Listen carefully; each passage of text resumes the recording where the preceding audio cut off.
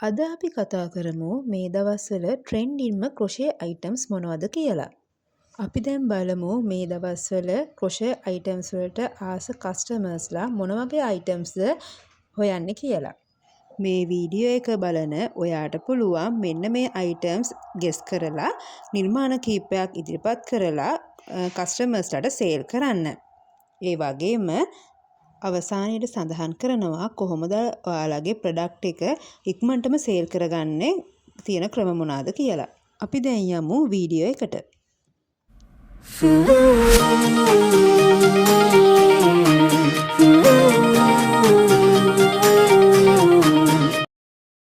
අංක 1 චූටි බබාලගේ crochet items. මෙතනදී අලුතුපන් චූටි දරුවගේ ඉඳලා අවුරුදු 5-6ක් වගේ වෙනකන් චූටි බබාලට මේ දවස්වල ගොඩාක් ක්‍රොෂට් අයිටම්ස් ගොඩාක් කට්ටිය මිලදී ගන්නවා. ඔයාලට පුළුවන් අලුතුපන් දරුවගේ ඉඳලා අවුරුදු 5-6ක් වගේ වෙනකන් බබාලගේ ලස්සන කලර්ස් මේ විදිහට භාවිතා කරලා ලස්සන ක්‍රොෂට් අයිටම් නිර්මාණය කරන්න. අනිත් මාසවලට සාපේක්ෂව පෙබරවාරි මාසයේ ඉඳලා සැප්තැම්බර් මාසේ වගේ වෙනකන් චූටි බබාලා ගොඩාක් ඉපදෙන මාස කීපයක්. ඒ හින්දා ඔයාලට පුළුවන් අයිටම්ස් වලින් මේ බබාලගේ අයිටම්ස් ඒම් කරලා ලස්සන නිර්මාණ කරලා සෝෂල් මීඩියා හරහා සේල් කරන්න. බලන්න මේවල ලස්සන හරිම ලස්සනයි. ඕගොල්ලන්ට තියෙන්නේ චුට්ටක් මහන්සිලා ලස්සන ක්‍රියේටිව් අයිඩියාස් පාවිච්චි කරලා මේ විදිහට ලස්සන අයිටම්ස් නිර්මාණය කරන්න. අංක 2 ක්‍රොෂේ ක්‍රොප් ටොප්. මේ දවස්වල ට්‍රෙන්ඩින්ම ක්‍රොප් ටොප් තමයි මේ. මේ වගේ ක්‍රොප් ටොප් එකක් ගොතන විදිය මම ඔයගොල්ලන්ට කලින් කියලා දුන්නා. ඔයාලට පුළුවන් මෙන්න මේ වගේ ලස්සන කලර්ස් භාවිතා කරලා ලස්සන ක්‍රොප් ටොප් නිර්මාණය කරන්න. මේ දවස්වල ගොඩාක් රස්නේනේ. ඒ නිසා ගොඩක් කට්ටිය අඳින්න ආස අත් නැති අත් කොට ලස්සන ක්‍රොප් ටොප්. ඒ නිසා ඔයගොල්ලන්ට පුළුවන් ලස්සන යාන් වර්ගයක් භාවිතා කරලා T20 එහෙම නැත්නම් මිල්ක් කොටන් යාන් භාවිතා කරලා මෙන්න මේ වගේ ලස්සන ක්‍රොප් ටොප් නිර්මාණය කරන්න. මතක තියාගන්න ක්‍රොප් ටොප් එකේ ක්වොලිටි එක ඒ වගේම ගොතන පිළිවෙල හැමදේම මෙතෙන්දි බලපානවා. හොඳ යාන් වර්ගයක් භාවිතා කරන්නත් හොඳට මතක තියාගන්න. අංක 3 ස්ක්‍රන්චීස්. මේ දවස්වල ගොඩාක්ම ට්‍රෙන්ඩින් අයිටම් එකක් තමයි ස්ක්‍රන්චීස් කියන්නේ. ඔයාලා දැකලා ඇති රෙදි වලින් ස්ක්‍රන්චීස් ගොඩාක් නිර්මාණය කරලා කොණ්ඩෙටත් ඒ වගේම අතටත් භාවිතා කරනවා. බලන්න රෙදි වලින් නිර්මාණය කරන ස්ක්‍රන්චීස් වගේ වලින් නිර්මාණය කරන ස්ක්‍රන්චීස් හරිම ලස්සනයි, හරිම පිළිවෙලයි. දැක්කම ඕන කෙනෙක්ට ගන්න ආස හිතෙනවා. ඔයාට පුළුවන් මෙන්න මේ වගේ ලස්සන ස්ක්‍රන්චීස් ගොතලා සේල් කරන්න. ඕගොල්ලන්ට මේ ස්ක්‍රන්චි එකකින් රුපියල් 50-100ක් අතර මුදලකට දුන්නත් ඔයාලට ලොකු ලාභයක් ගන්න පුළුවන් ස්ක්‍රන්චීස් හරහා. අංක 4 විදිහට මම ගන්න හෑන්ඩ් බෑග්ස්. සෝෂල් මීඩියාවල මේ දවස්වල ට්‍රෙන්ඩින්ම හෑන්ඩ් බෑග් එක තමයි මෙන්න මේ රෝසමල් බෑග් එක. ඒ කියන්නේ රෝස් ෆ්ලවර් බෑග් එක. ඔයාලට පුළුවන් ටිකක් මහන්සි වෙලා මෙන්න මේ වගේ රෝසමල් බෑග්, ඒ වගේම ග්‍රැනි ස්ක්වෙයාර් බෑග්ස්, ඒ වගේම බඩු ගොඩක් දාගෙන යන්න පුළුවන් මෙන්න මේ වගේ බෑග්ස් ලස්සනට ගොතලා සේල් කරන්න පුළුවන්. මම කලින් කිව්වා වගේ උත්සාහය කැපවීම තියෙනවා නම් ඕගොල්ලන්ට මෙන්න මේ වගේ බෑග් එකක් උනත් ඇති සේල් කරලා ඒ මාසේ ආදායම ලබා ගන්න. පස්වෙනි එක ක්‍රොෂේ කී චේන්. මම කලිනුත් වීඩියෝ වලදී ඔයගොල්ලන්ට කිව්වා ලස්සන කී ටැග්ස් නිර්මාණය කරලා ඔයගොල්ලන්ට සේල් කරන්න පුළුවන්. මෙන්න මේ වගේ අලුත් නිර්මාණ වෙනස් නිර්මාණ අනිවාර්යයෙන්ම කරන්න. එතකොට අනිවාර්යයෙන්ම ඔයගොල්ලන්ට මේක සේල් කරගන්න පුළුවන්. මෙන්න මේ වගේ දැකලා නැති අලුත්ම නිර්මාණ කරන තරමට ඔයාලගේ ප්‍රොඩක්ට් එක අනිවාර්යයෙන්ම සේල් කරගන්න හරිම ලේසියෙන් පුළුවන්.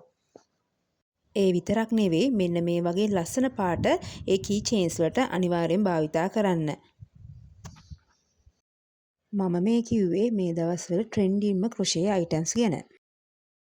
මෙතනදී ඔයාලට කියන්නම ඕන වැදගත් කරුණු කීපයක් තියෙනවා. අපි දැන් බලමු මොනවාද කියලා.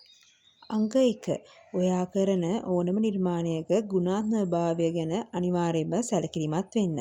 මෙතනදී කී චේන් එකක් නිර්මාණය කරත්, හෑන්ඩ් බෑග් එකක්, ක්‍රොප් ටොප් එකක් නිර්මාණය කරත් ඒක කස්ටමර්ට දෙන්න පුළුවන් උපරිම විදිහට අනිවාර්යයෙන්ම දෙන්න. ඒ වගේම ඒක පර්ෆෙක්ට් වෙන්නත් ඕන. ඕගොල්ලන් මොන නිර්මාණ කරත් වැඩක් නැහැ.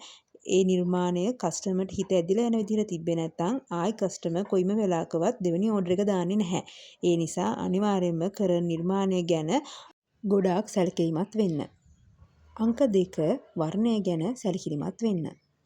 මෙතනදී කස්ටමයිස්ඩ් ඕඩර් එකක් නැතුව අපි නිකම්ම නිර්මාණ ටිකක් හදලා ඒක සේල් කරනවා නම් එතනදී ඔයගොල්ලන් අනිවාර්යයෙන්ම පාට ගැන සැලකිලිමත් වෙන්න. ඕනම කෙනෙක්ට දැකපු ගාම ගන්න ආසයි තියෙන පාට වලින් නිර්මාණය කරාම ඔයාලට හරිම ලේසියෙන් ඔයාලගේ ප්‍රොඩක්ට් එක සේල් කරගන්න පුළුවන්. අංක 3 ටිකක් මහන්සි වෙන්න.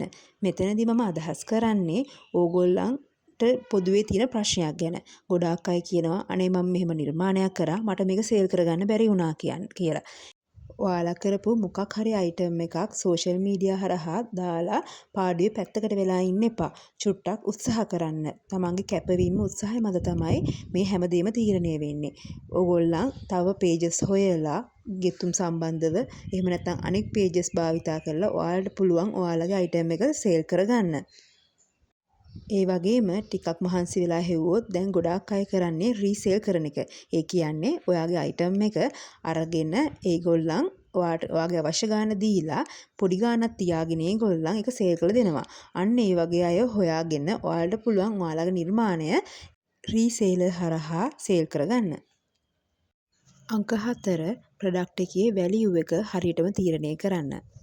උදාහරණයක් විදිහට ඔයාලා ක්‍රොෂේ හෑන්ඩ් බෑග් එකක් නිර්මාණය කරනවා නම් අනිවාර්යයෙන්ම ඒකට ගියපු වියදම ඒ වගේම ඔයාගේ මහන්සිය වටිනාකම හරියටම එකතු කරලා ඒ වැලියු එක දෙන්න.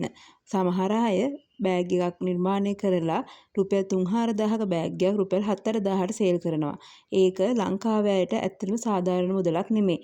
එහෙම වුණාම ඒ ක්‍රොෂේ අයිටම් එක ආය කස්ටමර් කෙනෙක් ගන්න දෙපාරක් හිතනවා. ඒ නිසා ඔයාලගේ නිර්මාණයට හරි වටිනාකමක් අනිවාර්යයෙන්ම දෙන්න. පිටරටකට ඔයාලගේ ඒ අයිටම් එක සේල් කරනවා නම් ඔයාලට පුළුවන් ඊට වඩා හොඳ මුදලකට දෙන්න. මොකද ෆොරිනර්ස්ලට ගොඩක්ම ක්‍රොෂේ අයිටම් වටිනවා. එයාලා අපි වගේ නෙවෙයි ලංකාවට වඩා සෑහෙන ප්‍රමාණයක් ඒ රටවල් වල ක්‍රොෂේ අයිටම්ස් භාවිතා කරනවා. ක්‍රොෂේ අයිටම්ස් වලට මිල ගණන් හදන විදිහ ගැන පුංචි වීඩියෝ එකක් මම කලින් කරලා තියෙනවා. ඔයාලට පුළුවන් ඒ වීඩියෝ එක බලලා දල අදහසක් ගන්න. මෙන්න මේ දේවල් ටික තමයි මට ඔයාලට කියන්න ඕන උනේ. ඉතින් ඔයාලට දැන් පුළුවන් අලුත් නිර්මාණ කරලා සේල් කරන්න පටන් ගන්න. අද ගෙන ආපු වීඩියෝ එක හොඳයි නම් ලයික් එකක් කමෙන්ට් එකක් දාන්නත් අමතක කරන්න එපා. ඒ වගේම යාළුවෝ අතර ෂෙයා කරගන්නත් අමතක කරන්න එපා. මේ වීඩියෝ එකෙන් පුංචි හරි දෙයක් ලබා ගත්තා නම් අනිවාර්යයෙන්ම මාව subscribe කරන්න කියලාත් ආදරේ මතක් කරනවා. මොකද 50%ක්ම ගොඩාක් අය මගේ වීඩියෝ බැලුවට subscribe කරන්නේ නැහැ. ඔයාලට මගේ වීඩියෝ වලින් පුංචි දෙයක් හරි ඔයාලා ඉගෙන ගත්තා නම් අනිවාර්යයෙන්ම subscribe කරන්න කියලාත් ආදරේ මතක් කරනවා. එහෙනම් අලුත් වීඩියෝ එකකින් හම්බෙමු.